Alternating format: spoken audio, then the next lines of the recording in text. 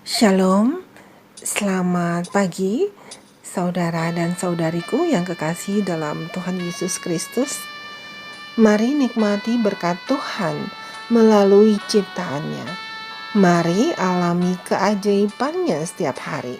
Melihat kebesaran Tuhan melalui dunia yang menakjubkan. Yang ditulis oleh Pendeta Doug Batchelor. Sebelum mendengarkan firman Tuhan, mari kita berdoa. Terima kasih Tuhan Yesus yang baik, yang berkata dalam kerajaan surga, Engkau sangat mengasihi dan mencintai kami. Pagi ini kami bangun dengan kekuatan tubuh yang baru, dan pagi ini kami siap untuk mendengarkan firman Tuhan melalui renungan pagi dunia yang menakjubkan. Kiranya hati dan pikiran kami mengerti apa yang akan kami dengar dan baca nanti. Kami memohon pertolongan Tuhan melalui Roh Kudus-Mu. Dalam nama Tuhan Yesus kami berdoa. Amin. Prestasi yang luar biasa. Judul renungan pagi ini, Lilian Aling. Ayat inti terdapat dalam kitab Ibrani 11 ayat 15. Demikian firman Tuhan. Dan kalau sekiranya dalam hal itu mereka ingat akan tanah asal yang telah mereka tinggalkan, maka mereka cukup mempunyai kesempatan untuk pulang ke situ. Saudaraku, pada musim semi tahun 1927, seorang wanita muda bernama Lilian Aling yang tinggal di kota New York menjadi sangat rindu dan memutuskan untuk kembali ke keluarganya di Rusia. Setelah 2 tahun yang tidak menyenangkan di antara orang-orang yang banyak di kota, gadis petani ini menyadari bahwa hidup di kota yang bising bukanlah untuknya. Tetapi Lilian tidak mampu untuk menabung cukup uang untuk membeli tiket perjalanan melintasi Atlantik dengan kapal. Tapi yang dia pikirkan hanyalah pulang. Jadi, wanita muda yang berusia sekitar 25 tahun saat itu memilih untuk berjalan sejauh 19.312 km ke Rusia. Karena sangat pemalu, Lilian menolak untuk menerima tumpangan dari orang asing. Jadi berbekal sebuah peta yang digambar tangan, batang besi untuk perlindungan, dan beberapa dolar, dia kemudian memulai perjalanan epiknya dengan berjalan kaki. Rata-rata 30-40 mil sehari. Gadis kecil yang lemah itu melewati Chicago dan menuju ke Winnipeg.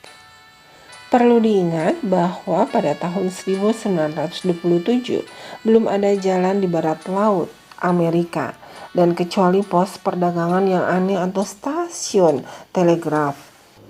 Tidak ada apa-apa lagi selain bentangan medan yang tak terputus dan hutan belantara terberat di dunia. Ketika ditanya kemana tujuannya, dia akan menjawab dengan tegasnya bahwa saya akan pergi ke Rusia. Tolong jangan hentikan saya. Ketika dia sampai di Vancouver, kondisinya baju yang compang-camping dan badannya yang kurangnya makan menyebabkan keprihatinan besar di kalangan penduduk setempat. Untuk mencegahnya melanjutkan perjalanan, dia ditangkap karena menggelandang dan dijebloskan ke penjara. Saat musim semi tiba, Lilian melanjutkan perjalanannya yang menakutkan, menyeberangi wilayah Yukon dan Alaska. Para operator stasiun telegraf terus melacak kemajuannya. Lilian tiba di Nome pada Juli tahun 1929 dengan mengenakan sepatu pria yang berbeda di setiap kakinya.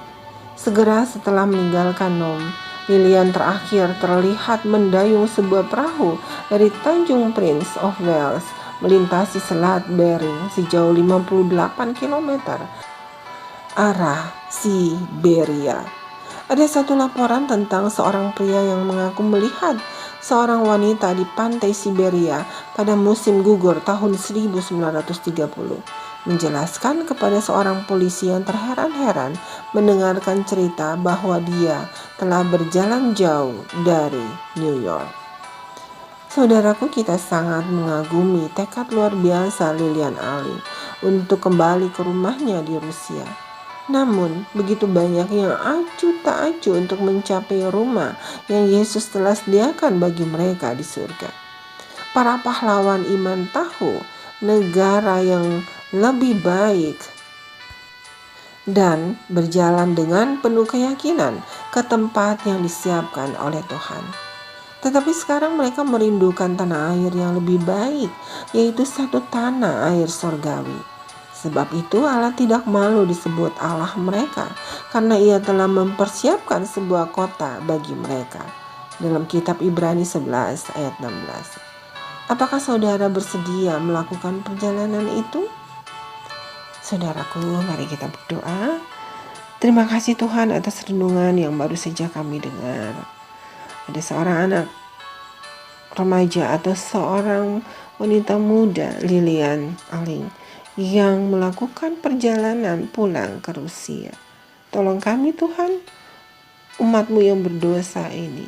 Kami terus berjalan, melakukan perjalanan menuju ke sorga. Apapun rintangannya, tetap kami berjalan menuju ke sorga. Kami percaya ada Tuhan yang dahsyat yang akan membantu perjalanan kami. Kami butuh tuntunan Roh Kudus-Mu menyertai kami di sepanjang hari ini.